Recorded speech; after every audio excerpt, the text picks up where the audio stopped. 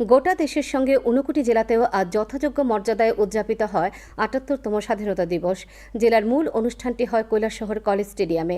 এখানে আনুষ্ঠানিকভাবে জাতীয় পতাকা উত্তোলন, সমবেত বাহিনীর কুচকাওয়াজ পরিদর্শন ও অভিবাদন গ্রহণ করেন যুব বিষয়ক ও ক্রীড়া দপ্তরের মন্ত্রী টিঙ্কু রায়। পরে অনুষ্ঠিত হয় বর্ণময় সাংস্কৃতিক অনুষ্ঠান। স্বাধীনতা দিবস উপলক্ষে হাসপাতালের রোগী, জেলা সংশোধনাগারের আবাসিক এবং মূক ও বধির বিদ্যালয়ের ছাত্রছাত্রীদের মধ্যে ফল ও মিষ্টি বিতরণ করা হয়। প্রধানমন্ত্রী স্বরোজগার স্কিমের লোন, ন্যাশনাল ব্যাম্বু মিশন স্কিমের মাধ্যমে যুবকদের স্বরোজগারী করে তোলার পরিকল্পনা এবং সেইগুলো পরিকল্পনা বাস্তবায়নের কাজ করে চলছে।